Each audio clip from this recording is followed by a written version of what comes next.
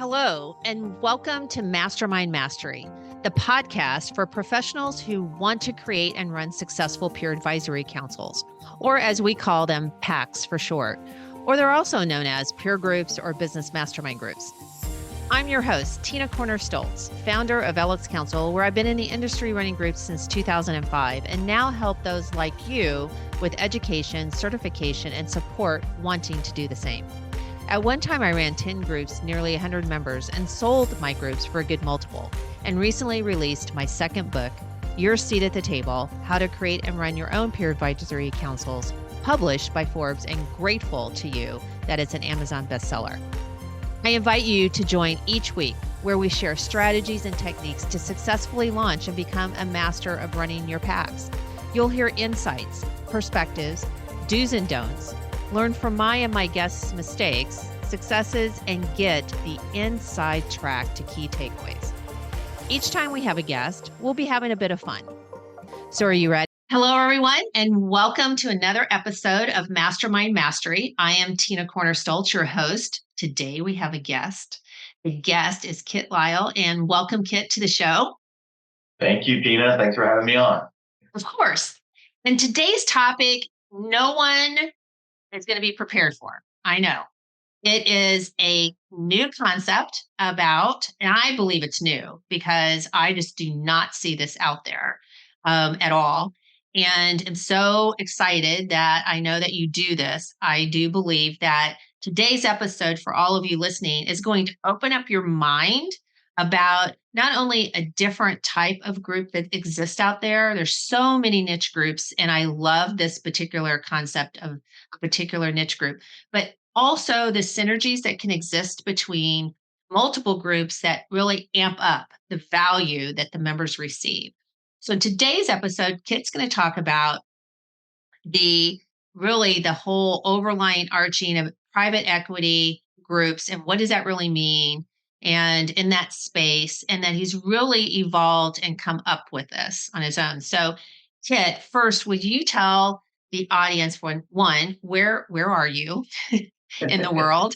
And second, before we dive quickly into the type of groups that you do, but a little bit about your background, because I think in this case, it's very important the audience to understand it because it's really an evolution of how you got to the type of groups you do today and where your passion lies, right? Yeah. Okay. Well, I'll take the easy one first.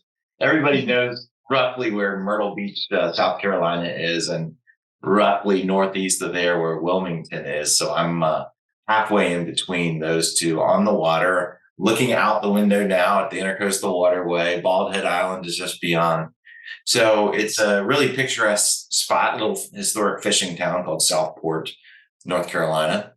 The more complicated question is, a little bit about my background.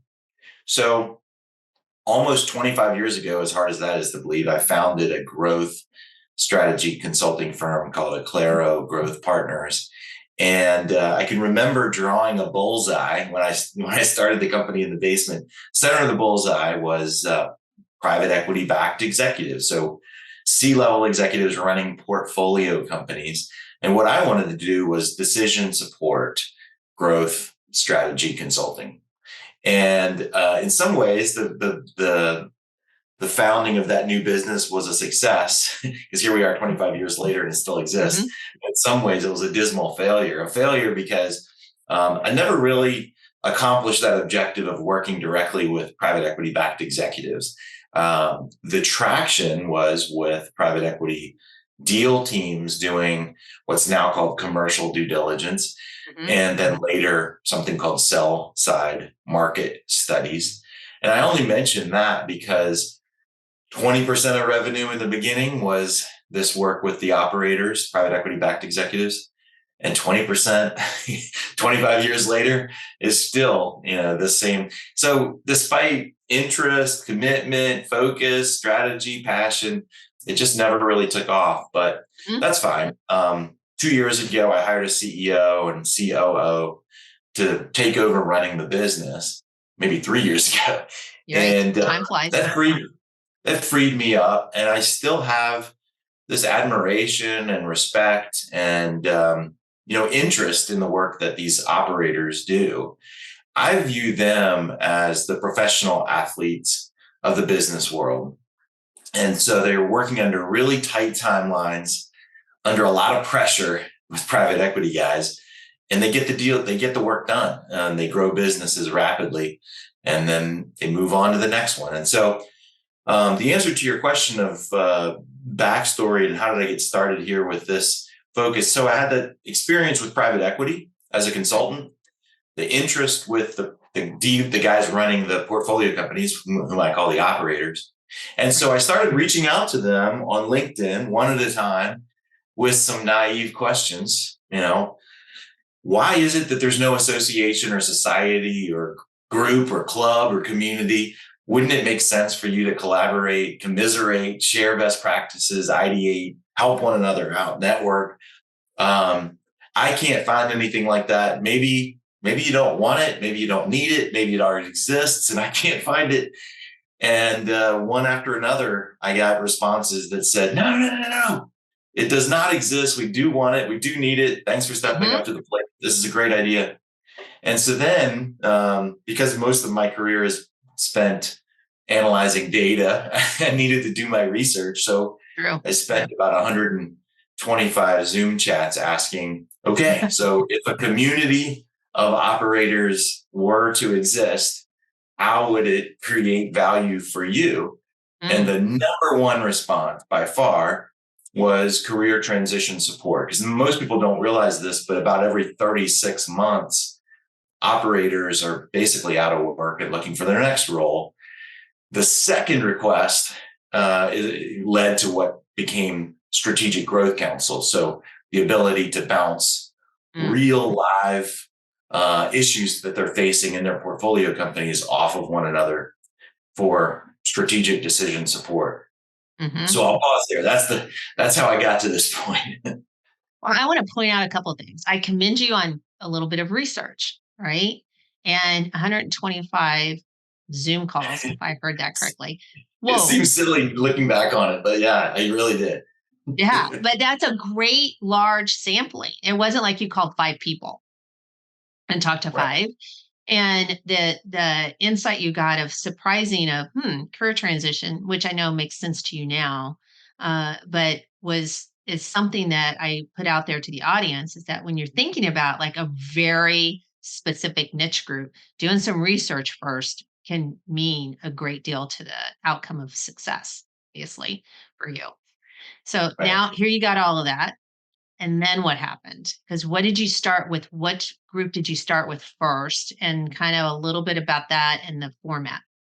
Yeah. Well, technically, the Career Transition Council did not have its own name, but that was truly the first group because that was the number one area of interest, was help me network with and find and gain introductions to private equity groups that I wouldn't otherwise have a chance to meet. So thinking about it from my perspective as a consultant with, a lot of experience selling to private equity guys, it's like, all right, well, this is my world. I know these people, I can make these introductions happen. So it was easy, but I didn't have the format yet. I didn't have the process or I didn't have the LX Council formula for success just yet. So we baked in a number of elements of that into the career transition and into what became the Career Transition Council, and then started the Strategic Growth Council, which is even more focused on solving, again, strategic growth dilemmas. And then the next group, learning from a peer in the LX Council community who started reaching out to trusted advisors, I realized, well, wait a second. We have in private equity an ecosystem.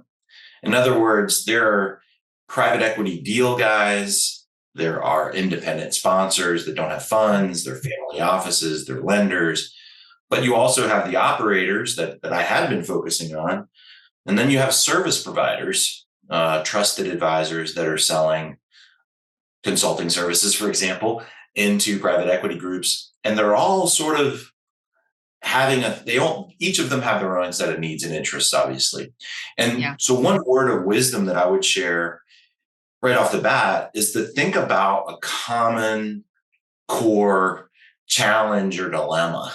And in private equity, one of the reasons that private equity makes so much sense to me to start peer groups around is that it's complicated, it's challenging, it's stressful.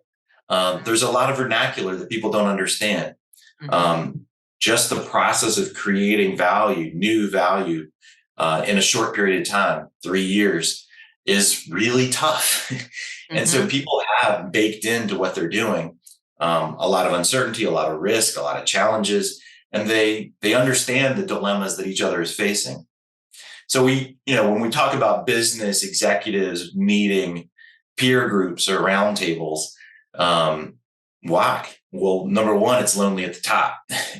But when you think about it from the standpoint of private equity, those operators running portfolio companies face the lonely at the top syndrome, plus, in many cases, private equity culture shock, plus, in a lot of cases, it's even impostor syndrome, because they may have been super successful in a private family business, or they might have been super successful at GE or Dell or Microsoft or Google, and they got recruited into a private equity group and they're working in a portfolio company, and it's just different. It's just a different structure, different processes, different investments that have been made, different people. So that complexity is one of the reasons that it makes sense to have peer groups to support this what I call ecosystem. Absolutely, because not only is it complex and different, it is, to your point, very focused on a result that needs to happen in a certain time frame, which is stressful. And to your point, is why everybody's always in career transition, et cetera. Right? Yeah, and I'll give you an example of what we're talking about here. So in my strategic growth council, one of my members describes himself really well. Like we talk about having a personal brand, and he does a great job of saying, I am a COO for companies that are in crisis, for companies that are basically in turnaround situations. It's like very succinct, specifically service-based businesses. Okay, that's very clear. So he came to the group with a case, what we call a case, a COPE, a challenge, an opportunity, a problem, an idea, an up at night dilemma. And his was, hey, I was recruited into this company along with the CEO to turn it around, to fix the mistakes that the founder had made. And what we were told is that the founder of the business would be leaving soon. And he said, guys, by any definition of soon, they either misrepresented themselves or we're confused on what that definition of soon really means, because here we are and we're fixing his mistakes in real time, and they just keep amplifying. He's still here. He's still communicating. He's still making decisions, and we're still kind of cleaning up after him and trying to get ahead of the game. And it's just, so what should we do? What should we say? What should we ask for with the board to enable us to do the job that we were hired to do with this founder still involved? So you don't necessarily see a case like that or a COPE like that in non-private equity scenarios. Oh, absolutely. That's so true. And another quick example, CEO said, I came to this is a different example. The CEO came in and said, I love the culture of my organization. It's why I joined this company. I've never seen any organizational dynamic just like this. It's wonderful. So guys, here's my case. How can I not screw this up? We're going to be making 4 to 6 add-on acquisitions in 3 years. So to think about it, he said, different geographies, different employees, different channels, different types of customers. We have one amazing culture, and now we're going to have to bolt on 4 or 5 or 6 companies that are going to have totally different cultures. So how do I not screw this up? So that was a great discussion as well. And again, something unique to private equity. You don't see that in every corporate scenario. No, you don't. And all of the challenges that are brought up, you won't have seen, because it has the element of private equity in it, which is another complication. And it's, and many times, like family firms, the element there is family.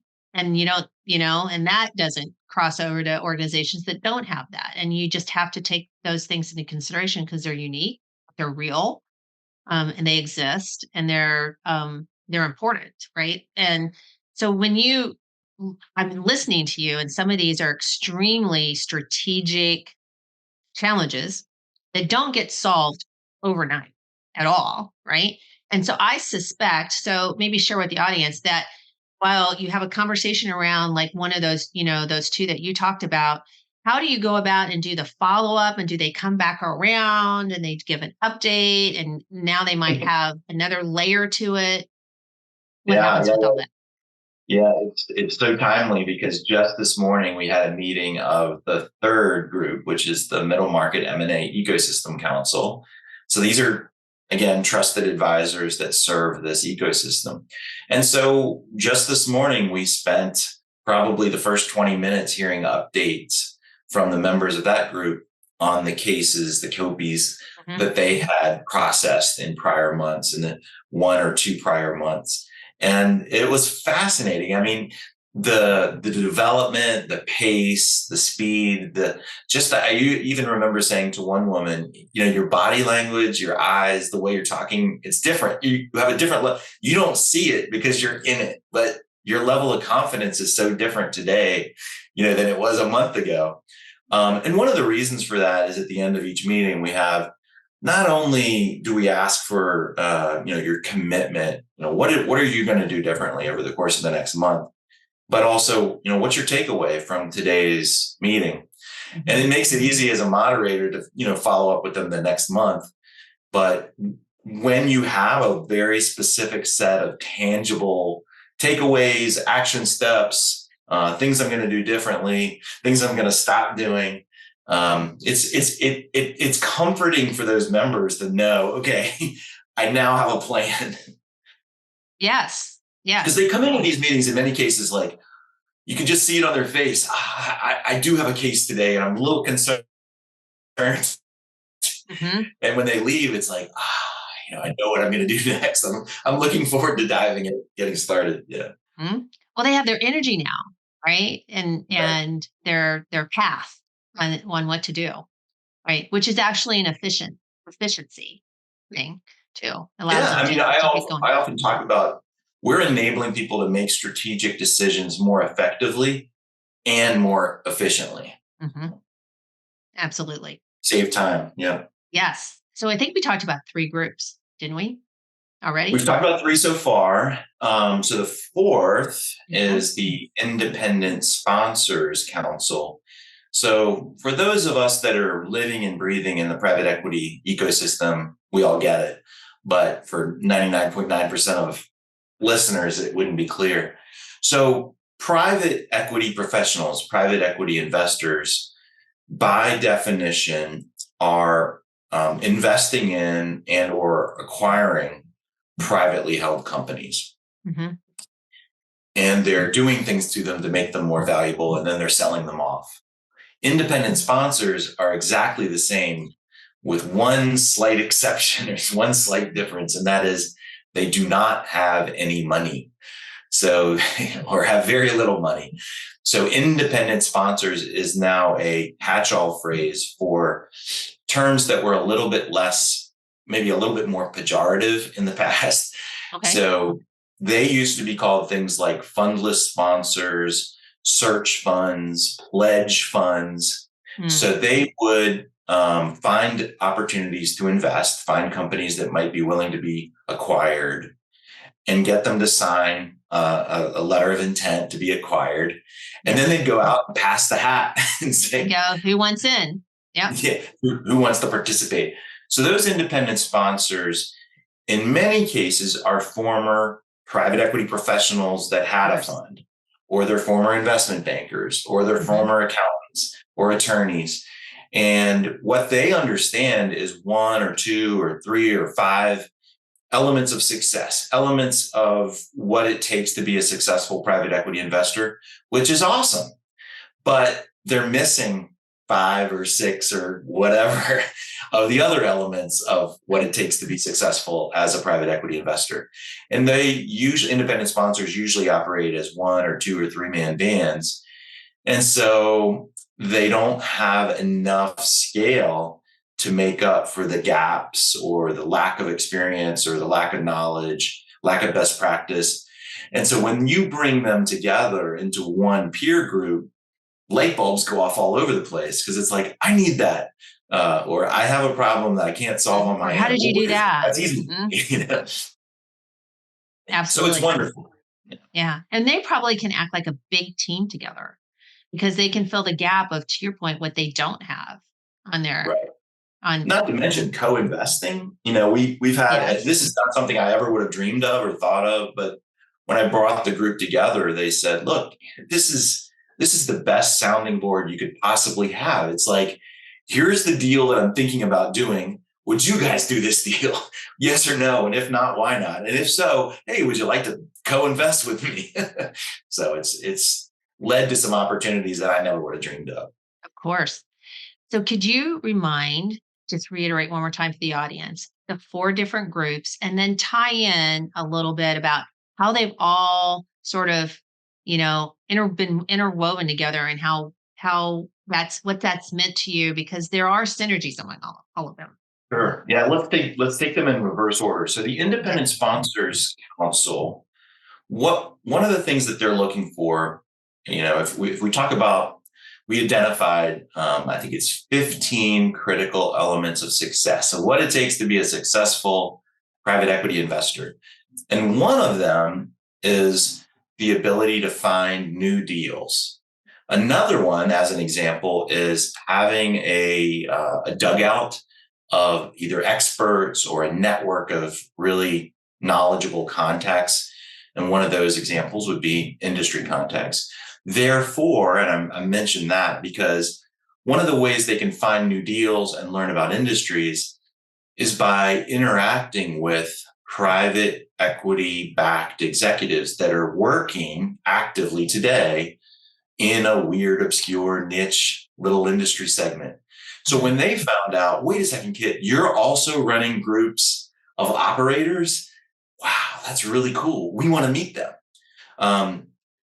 Again, going in reverse order. So the next group would be the middle market M&A ecosystem. So these are consultants, executive recruiters, IT professionals, attorneys, people that are in this ecosystem of service providing private equity and portfolio companies.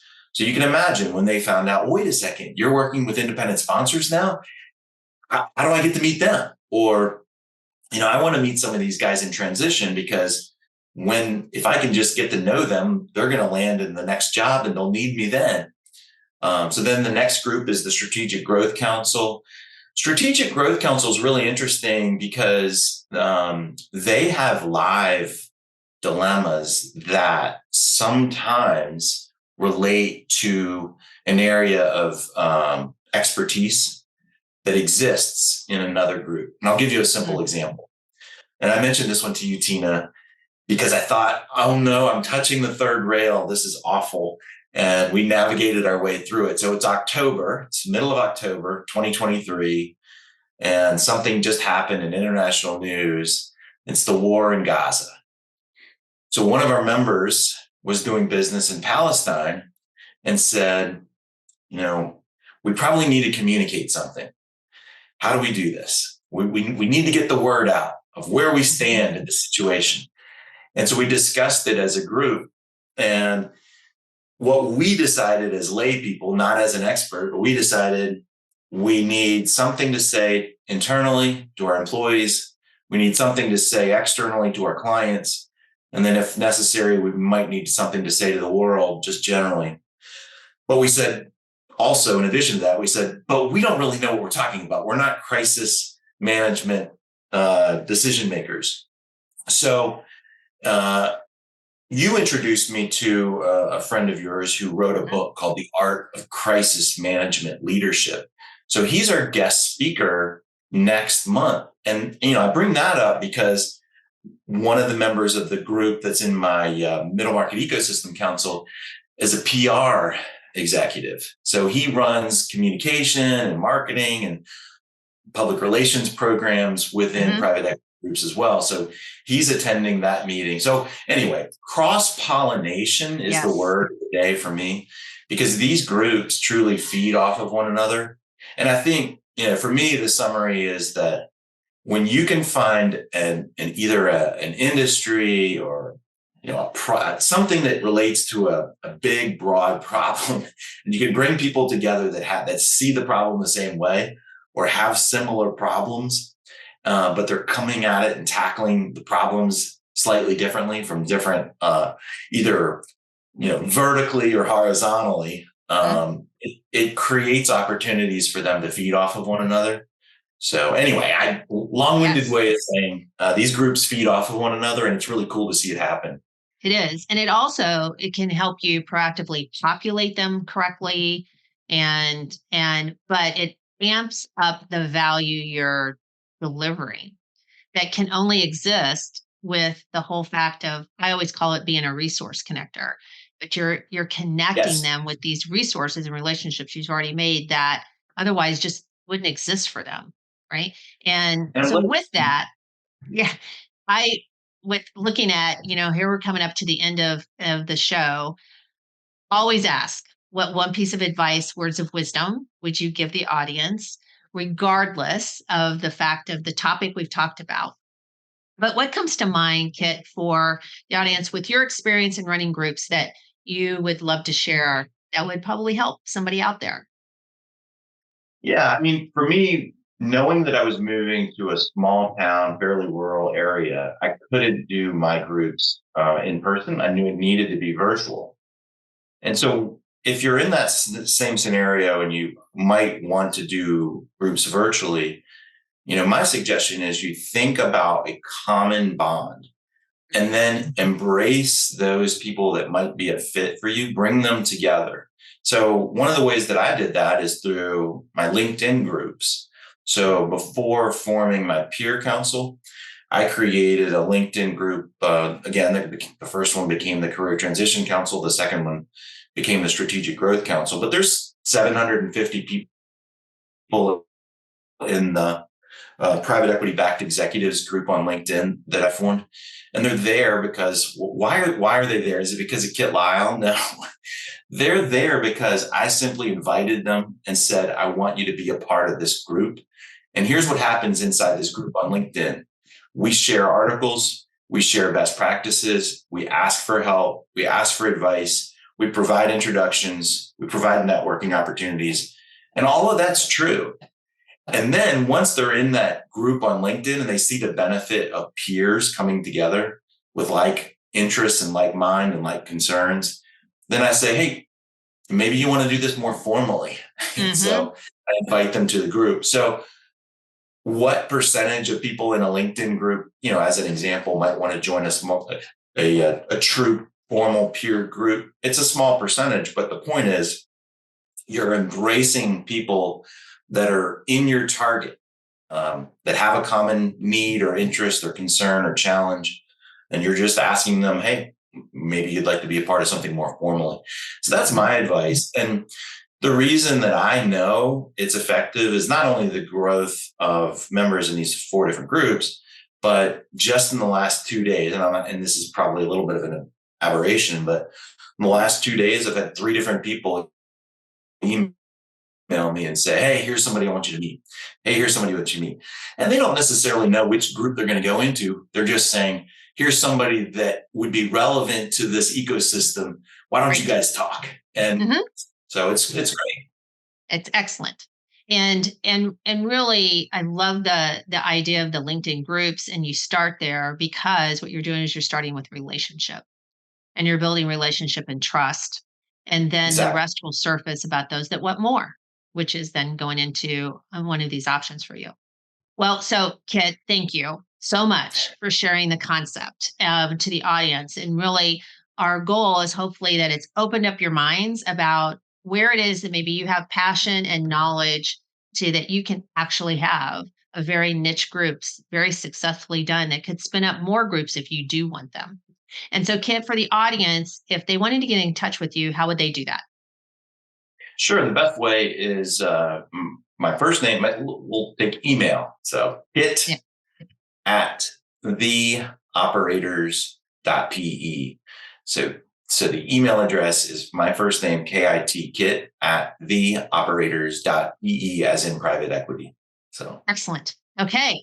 Well, that's another episode wrapped up today for you all in the community. And thank you so much for listening. And we look forward to having you back next week to listen to another episode of Mastermind Mastery. And until then, have a great rest of the week and go make it happen. Hey, moderators of groups.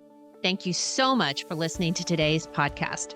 To get access to today's show notes and exclusive content and resources, visit tinacornerstolz.com/podcast or lxcouncil.com, where you can also become part of an exclusive online community, attend our academy, or get free resources, templates, checklists, and more.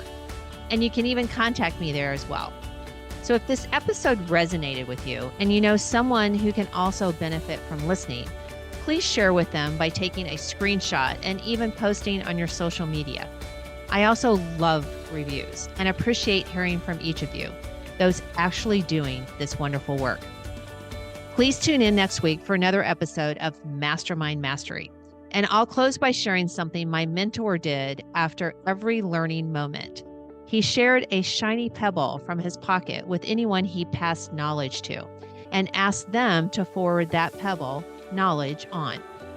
So now, I encourage you to go pass on a pebble, the takeaways you learned today, to either your existing groups or fellow peers. Now, go make it a great one.